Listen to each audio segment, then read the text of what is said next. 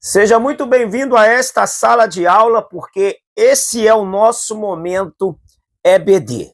Eu espero que esteja tudo bem com você. Estamos aqui para bater aquele papo sobre a lição Betel, lição de número 1, e nós estaremos falando sobre mordomia cristã. Temos como comentarista desta lição, deste trimestre, pastor Amarildo Martins da Silva, e eu acredito que será um trimestre de crescimento.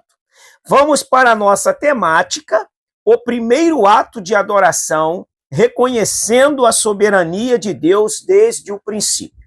Se ainda não é inscrito nesse canal, não deixe de se inscrever. Você dá aí o seu like, o seu dislike, acione o sininho para você receber todas as notificações do canal. Compartilha, comenta, concorda, discorda, acrescenta. Ora, isso aqui é uma sala de aula. Lembrando que é um resumo para agregar junto ao conhecimento que você tem. Se essa aula servir para acrescentar conteúdos para você, comente, para que a gente fique sabendo que tem sido de valia para você, meu amigo professor, aluno, superintendente, pastor, pastora ou glória. Bom, o primeiro ato de adoração reconhecendo a soberania de Deus desde o princípio. O texto áureo dessa lição é: pela fé Abel ofereceu a Deus maior sacrifício que Caim, pela qual alcançou o testemunho de que era justo, dando Deus testemunhos dos seus dons. E por ela, depois de morto, ainda fala. Hebreus 11:4. A verdade aplicada diz: devemos adorar o Senhor com todo o nosso ser, conforme a vontade de Deus revelada nas Escrituras. Os objetivos dessa lição é saber que a queda afetou a verdadeira adoração, identificar as diferenças entre Caim e Abel e ressaltar o valor da adoração. Tendo em vista que a nossa temática é mordomia cristã, precisamos falar a respeito disso, de mordomia. Mordomia vem do grego economo, que é um administrador. Nós temos, por exemplo, da casa de Abraão, em Gênesis 24:2, que Eliezer era mordomo de Abraão, ou seja, toda a casa de Abraão estava sob o cuidado de Eliezer. Mas também temos, em Gênesis 39:4, que José fora o mordomo de toda a casa de Potifar. O mordomo é aquele que administra os bens do seu senhor. Por aí você já vai entender do que nós estaremos tratando nesse trimestre. A primeira lição traz a ideia já do mordomo na questão da adoração, reconhecimento da soberania de Deus. A introdução diz: nesta lição abordaremos os primeiros registros bíblicos de adoração com base na história de Caim e Abel, observando a atitude de cada um deles ao ofertar e a reação de Deus diante dos ofertantes e suas ofertas. A partir de outros textos bíblicos, veremos também os princípios que devem nortear os atos de adoração do povo de Deus nos dias de hoje. O tópico 1 tem como título: a queda afetou a verdadeira adoração.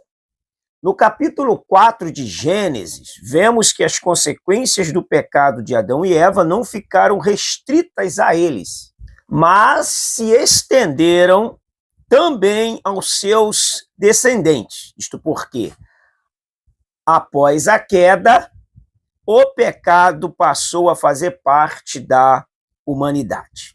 A atitude de Caim mostra quão perverso o homem pode ser quando dominado pelo pecado, é o que diz o nosso comentarista com muita propriedade. Por causa de atitudes invejosas, por causa de síndromes de autopiedade, o Caim assassina o seu irmão, se deixa dominar por desejos e instintos carnais, como inveja, autopiedade, ciúme, e decide ceifar a vida do seu irmão Abel. O tópico 1 e o subtópico 1 diz o nascimento de Caim e Abel. Caim e Abel foram gerados após a queda, quando Deus já havia prometido um descendente da mulher, que seria o redentor da raça humana, conforme Gênesis 3,15. Segundo o pastor Marcos Santana da Silva, o nome Caim costuma ser associado à ideia de aquisição, posse, também é um dos significados do nome de Caim. Sugerindo assim que o nascimento daquele menino ocorreu no meio de uma grande expectativa e talvez Adão e Eva pensaram que a promessa feita em Gênesis 3,15 se cumpriria em Caim. Pode ser que sim, essa inferência, porque Caim e Abel trouxeram grandes alegrias para esse casal. Foram os filhos que nasceram após a queda e com certeza havia uma expectativa imensa depositada em Caim e Abel. Do mesmo modo, nós também depositamos expectativas em muitas pessoas e muitas delas são tomadas por grandes frustrações e decepções. Caim, ele sofreu com algumas síndromes e nós vamos entender no decorrer da lição este assunto tão relevante para os nossos dias. Ou o 2 diz a oferta que Deus rejeita. A Bíblia relata o assassinato de Abel pelo próprio irmão Caim. Naquele tempo, eles adoravam ao Senhor ofertando parte da sua produção. Em um daqueles momentos de adoração, o Senhor se agradou da oferta de Abel e rejeitou a oferta de Caim. Indignado com a decisão de Deus, Caim premeditou a morte de Abel. Caim sofreu de algumas síndromes que lhe fez muito mal. E se nós não tivermos cuidado, poderemos ser afetados por essas síndromes. A síndrome da inveja, a síndrome da possessividade, só o meu que pode ser aceito, a síndrome da autopiedade. Infelizmente, essas síndromes caimitas, elas ainda estão atuando no seio da humanidade. Lembrando que nós estamos falando aqui de dois homens que estão adorando a Deus, apresentando uma oferta a Deus que era a forma de culto até então. Nós poderíamos traduzir isto para o culto. Suponhamos que lá no culto tem alguém com inveja do irmão e que não quer matar o seu irmão fisicamente, mas faz de tudo para matá-lo espiritualmente, matá-lo ministerialmente. O que você acha disso? Talvez você possa falar, Aguinaldo, isso é um absurdo. Você acha que isso ocorre no meio do culto, alguém que tem inveja do talento e do desenvolvimento do outro irmão? Fica uma questão até para nós levarmos à tona numa sala de aula e colocarmos uma reflexão no seio da igreja. Alguém hoje ainda tem inveja do culto do outro irmão? Olha, essa é uma pergunta que pode ser pertinente na hora da apresentação da lição e causar uma interrogação e uma reflexão na turma. 1,3 diz a oferta que agrada a Deus. Deus atentou para a oferta de Abel, diferentemente da oferta apresentada por Caim. Hoje vemos com clareza que isso não se deu porque Abel ofertou das primícias de seu trabalho, movido por fé, por um caráter justo. Essa atitude tornou-se Abel um exemplo de caráter que agrada a Deus. O autor do livro de Hebreus registrou a fé, a justiça, o testemunho e a entrega de Abel, conforme Hebreus 11:4. Atenta para uma coisa importante nesta fala. Na hora da oferta, o sacrifício é apenas um detalhe. Só um detalhe. Porque Deus, em si, ele dá valor ao ofertante. Se o ofertante não for agradável, a oferta, por melhor que seja, para Deus, não tem valor algum. O ofertante precede a oferta. Então, lendo o texto de Gênesis, capítulo 4, atenta só para detalhes que nós temos neste texto. O verso 3 do capítulo 4, aconteceu que nos fins de uns tempos trouxe Caim do fruto da terra uma oferta ao Senhor. Quem trouxe a oferta? Deixa a turma falar. Caim. Abel, por sua vez, trouxe das primícias do seu rebanho e da gordura deste. Agradou-se o Senhor de Abel e de sua oferta. Qual a oferta que Deus se agradou? Da de Abel. E ao passo que Caim e da sua oferta não se agradou. Irou-se, pois, sobremaneira Caim e decaiu-lhe um semblante. Sublinhe esse ponto de destaque aqui, ó. No verso 3, e aconteceu que no fim dos tempos trouxe Caim. Preste atenção, porque o ofertante precede a oferta. O que Caim trouxe? A sua oferta. E Abel trouxe das primícias do rebanho. E Deus agradou-se de Abel e de sua oferta, ao passo que de Caim e de sua oferta. Observe que o ofertante está em todos os momentos precedendo a oferta. Então, a oferta é um detalhe. Deus está analisando o interior do ofertante.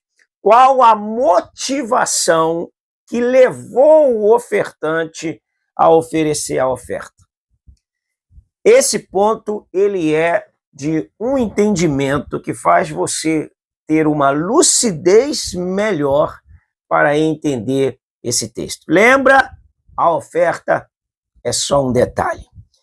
O tópico 2 diz: 2 irmãos, 2 ofertas distintas. Quando Deus disse através de Samuel para Saul ir até Amaleque, os amalequitas, e destruí-los totalmente, inclusive os animais, Saul, ele faz o seguinte: traz as melhores ovelhas.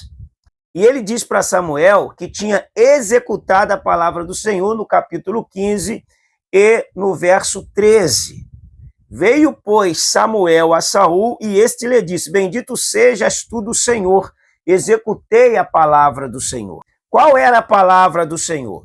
É no 15:3. Vai, pois, agora e fere a Amaleque e destrói-o totalmente, tudo o que tiver, e nada lhe poupes. Porém, matarás o homem, a mulher, o menino, as crianças de peito, bois, ovelhas, camelos, jumentos, mata tudo, elimina.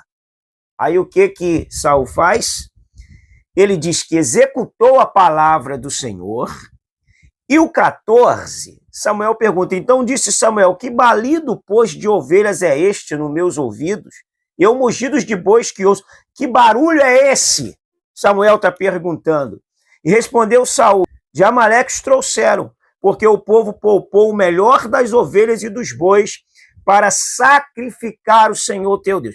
Parece que Saul tem a resposta para um culto muito barulhento. E se você perguntasse a Saul: Saul, que culto barulhento é esse? Ele lhe responderia: sacrifício ao Senhor. Só que o sacrifício que Saul tinha para fazer era um sacrifício dentro da desobediência e de uma obediência parcial. Uma obediência parcial para Deus é uma desobediência total. O que Samuel diz para ele no verso 22 do 15, de 1 Samuel? Porém, Samuel disse: tem porventura o Senhor tanto prazer em holocaustos e sacrifícios, quanto em que obedeça a sua palavra? Eis que o obedecer é melhor do que sacrificar, e o atender melhor do que a gordura de carneiros. Rebobine, vamos para o tema que eu falei. O sacrifício é só um detalhe. A oferta é só um detalhe. Olha só, mais uma vez. Bom, segue o fluxo. A perfeita adoração ao Senhor. A história de Caim e Abel nos ensina que o Senhor é zeloso quanto à adoração que lhe prestam. Deus não abre mão. Para Deus não existe adoração extravagante. Não, isso é ideia neopentecostal. Adoração profética. Não, neopentecostalismo raiz. Para Deus, a adoração, ela não tem uma temática adjetivando a adoração. A adoração, ela flui daqui, sai de dentro.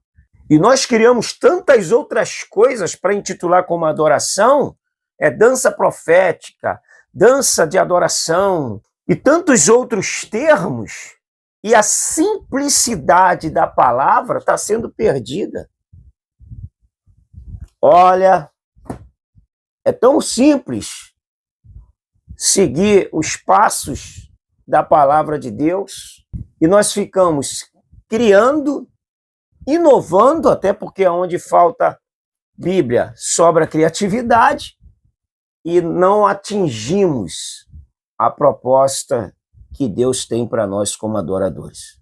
Jesus disse para a mulher samaritana: a hora vem, já chegou, em que os verdadeiros adoradores adorarão o Pai em espírito e em verdade. São esses que o Pai procura para o adorar. Então, se procura, não é algo que acha-se a qualquer momento. Que Deus nos ajude a nos encontrarmos nessa categoria do adorador. O 2.2 diz: o caminho da adoração. Deus não recebe a adoração de quem não anda na vereda da fé, como declarado pelo profeta Isaías: mas as vossas iniquidades fazem divisão entre vós e o vosso Deus, e o vosso pecado encobre o seu rosto, para que não vos ouça. Isaías 59:2. O comportamento rebelde de Caim mostrou que ele vivia separado de Deus. Mais tarde, ele foi identificado como do maligno, ou seja, como alguém conduzido por Satanás. Não, como alguém com ações má. Caim, na verdade, ele estava no culto, ele cultuava, todavia as suas intenções eram má. É perigoso quando não há pureza de propósito dentro de nós. E somos atingidos por lanças, por flechas, quando alguém faz melhor do que nós. E nós, então, decidimos, como Saul, atirar lança no adorador, porque o adorador é melhor do que nós. Nós vamos cair naquela classe de Saul, que Davi, fazendo um bem para ele, estava ali atirando lança para feri-lo e matá-lo. Que Deus nos livre e que sejamos sempre aquele que toca a harpa e não aquele que atira a lança. Deus nos guarde. O 2.3 diz: a pureza da adoração.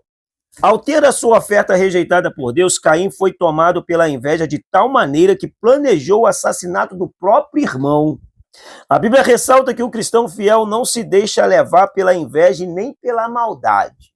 Caim é um exemplo de que o Senhor não aceita a adoração de aparência, mas a adoração vinda de um coração submisso, quebrantado e sincero, que expressa o amor de Deus e a fé que move um adorador. Que possamos ser o adorador que Deus procura e sermos encontrados por Ele. Tópico 3. Caim levou ao Senhor o fruto da terra, já o adorador Abel ofertou ao Senhor o melhor do seu rebanho. Significa que Abel não ofereceu um sacrifício qualquer, mas um sacrifício dos primogênitos do rebanho. Todo o cenário que ocorre não é a oferta que determina o adorador. É o adorador que determina a oferta. Caim, como agricultor, levaria a oferta de cereais.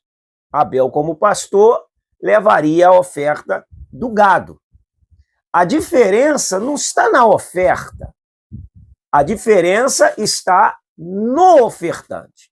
Então, se Caim não levou o melhor da agricultura, não foi porque ele não tinha algo melhor para levar. Se Abel pegou o melhor do seu gado, o seu interior revelou a pureza do seu propósito. Então, quando Caim não leva o melhor, ele está sendo conduzido pelo seu interior. O seu interior determina as suas ações. Abel leva o melhor porque o seu interior determina a sua ação em relação a Deus. Então, o problema não está na oferta. O problema está no ofertante. Então, se Caim levou a uma oferta inferior, a inferioridade está em Caim.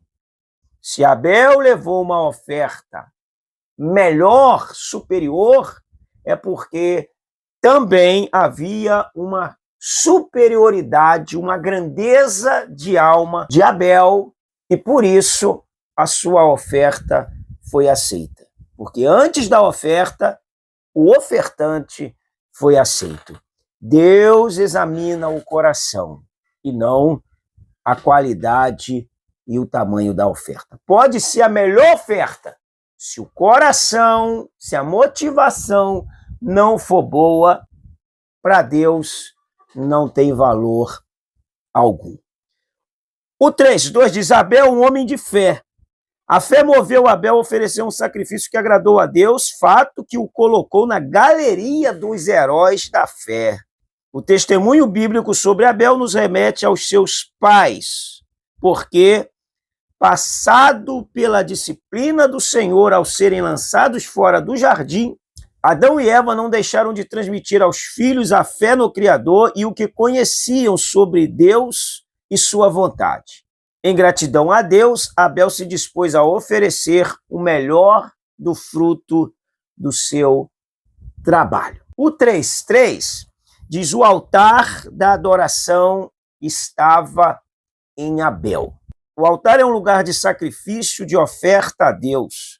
Segundo o dicionário Wycliffe, no Antigo Testamento hebreu, a palavra usual para altar é misbeh, lugar de sacrifício, que deriva do verbo zabar, matar, sacrificar. Qual é a diferença, então? Que antes de Abel adorar a Deus com a sua oferta, ele já o adorava no seu coração. E isso fez toda a diferença na hora de externar a oferta material ao Senhor. O que está dentro de nós é materializado em ações, de modo que revela o segredo do nosso coração. Que o nosso coração esteja como um altar em chamas. Que o nosso coração esteja puro como o coração do Salmo 115, de um verdadeiro servo de Deus. Que Deus possa nos encontrar em pureza de propósito, em tudo aquilo que fizermos na nossa vida. Que se o nosso irmão tiver mais talento do que nós, que possamos aplaudi-lo e somar com ele para que ele possa avançar mais no seu crescimento. A inveja é obra da carne, é destruidora e não só destrói quem é o objeto dela, mas destrói quem é o agente da inveja. Que Deus nos livra disso e que possamos sempre nos alegrarmos com o sucesso dos nossos irmãos. Concluindo essa lição, Deus encontrou em Abel a genuína fé de um adorador, que assim como Abel possamos ofertar nossa adoração sincera a Deus, para que o mundo veja a graça de Cristo derramado sobre as nossas vidas. Que Deus abençoe a sua vida. boa aula, que o Espírito Santo aqueça o seu coração e te use poderosamente. Um grande abraço, fica com Deus, até a nossa próxima lição.